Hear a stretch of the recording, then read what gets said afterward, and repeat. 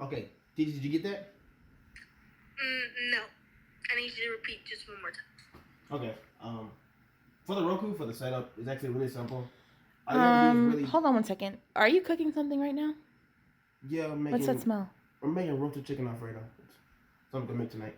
For the Roku, like the setup, it's real simple. I actually think it would be more beneficial if you tell us how to make that. What do you think, T?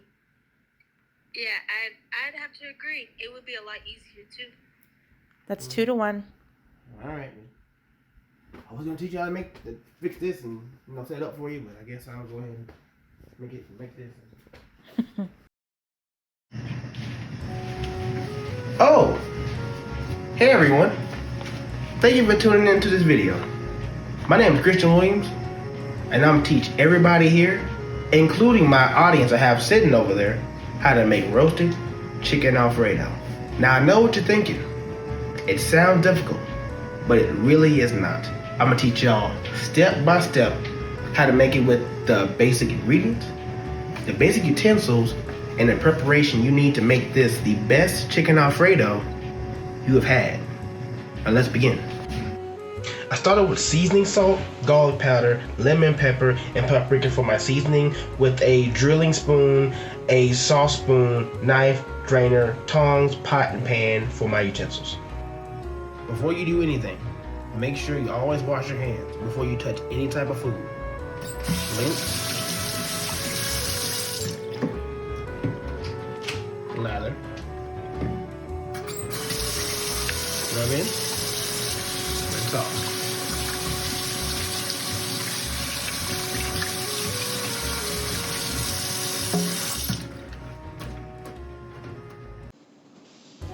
First thing you want to do is clean off your chicken.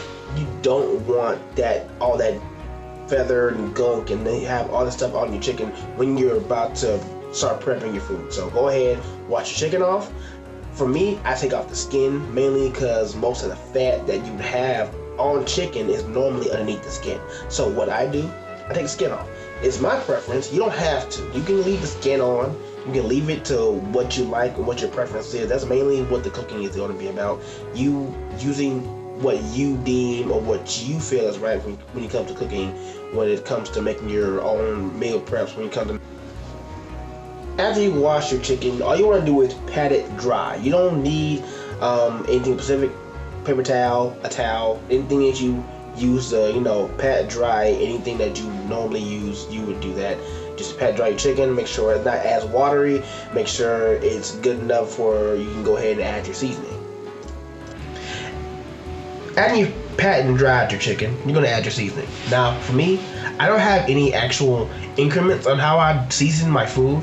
I go from like increments of rotation. So I sprinkle salt 4 times across, garlic powder 4 times across, my lemon pepper 4 times across, and my paprika 3 times across. I don't add that much. I use enough till I can know I can taste the seasoning and taste the flavor of the chicken, but I just go from back and forth. I don't have any actual measurements of how I actually season my food. I actually just go by, like I said, how I feel and how much I want on there. I don't go by a lot.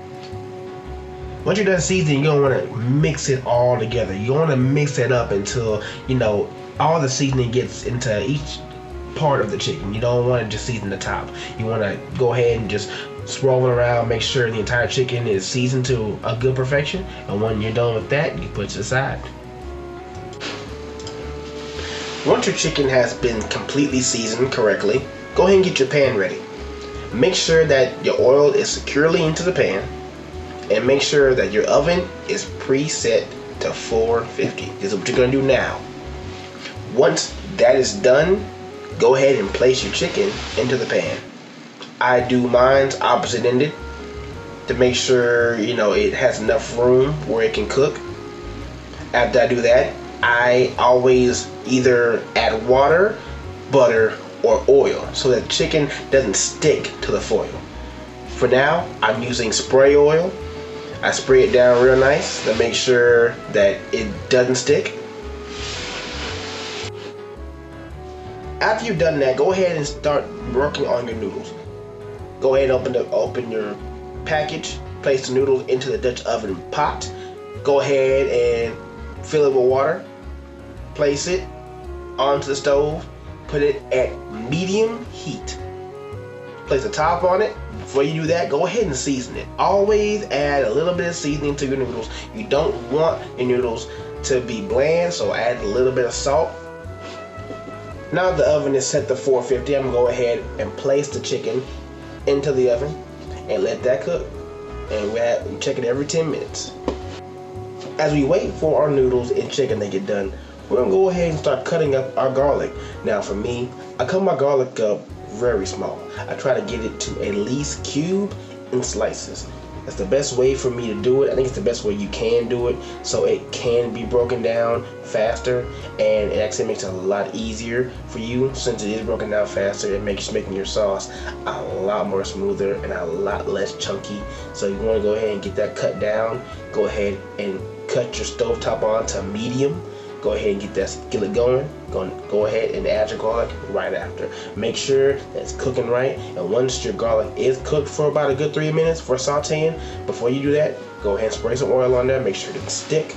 Or you can use water or butter.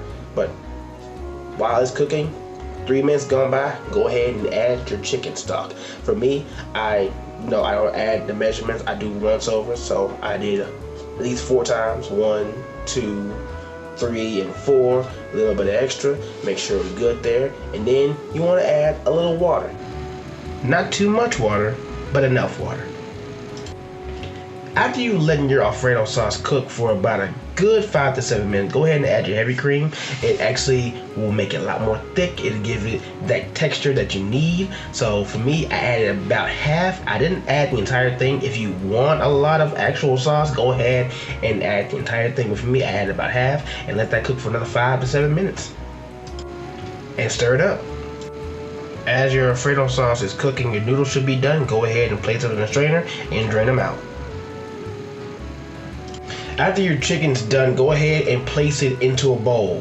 For me, I use my tongs. Make sure that the chicken is done. Make sure it is well cooked. Make sure that everything is good on the chicken. You do not want it to be undone. You don't want it to be bloody. So go ahead and make sure every chicken is done. Make sure the juices are coming out. Make sure it is completely cooked all the way around. And go ahead and place it in that bowl. Because once we are taking all this chicken out, I'm going to go ahead and start deboning it. Next thing we're going to do is debone the chicken. Now for me, I use a knife and I use my hands. Normally you can use a knife or a fork, but for me I use my knife to really strip away all the meat from the bone. Make sure there's no fragments. Make sure I get every little piece of bone that is there off the chicken. Make sure it's just straight chicken when I'm deboning the chicken myself. For me, I do like it because for me, when it comes to chicken, the flavor is with the bone included. It does have a different taste to me, but when you're deboning, make sure you are checking to see you're not getting any of the fragments, the ligaments, all the stuff that you would see on like a chicken leg or anything like that on the top or on the sides. You make sure you get all that stuff taken off. Just go straight for the meat. That's all we need, and that's all we're aiming for. But also, when it comes to deboning chicken, you have to make sure you get just chicken. Like, it is the meat that you're aiming for. It's a lot easier when you have the chicken strips or chicken breast because it is just meat. When it comes to thighs or chicken legs, it is a lot tougher to get just the chicken. Because you have bones and you have the fragments that are there. You make sure you have to be precise. You don't want that stuff in your Alfredo sauce. You end up hurting somebody or hurting somebody in the mouth with them biting on like a piece of bone or whatever the case may be. But just to make sure whenever you are deboning chicken, just make sure you are protected. Make sure you're protecting others. Make sure you're cutting just the chicken out. You don't want any other anything harmful within your Alfredo sauce. Make sure you cut those down to small pieces too. If you want the big pieces in there, you can keep them in there. But deboning chicken, just make sure you get the chicken instead. You don't want anything else in there. You don't want any other problems. Just make sure you do it the correct way and the safe way. Once you have successfully deboned each chicken leg or chicken thigh, or completely cut up your chicken breast or your chicken strips, go ahead and add the chicken to your sauce. You want to go ahead and let it cook for a little bit. Let that sauce blend in with your chicken. Stir it around. Make sure it's all good. And once you've done that, go ahead and add your chicken and your sauce that's been cooking for maybe a good 3 to 4 minutes. Add them to your noodles.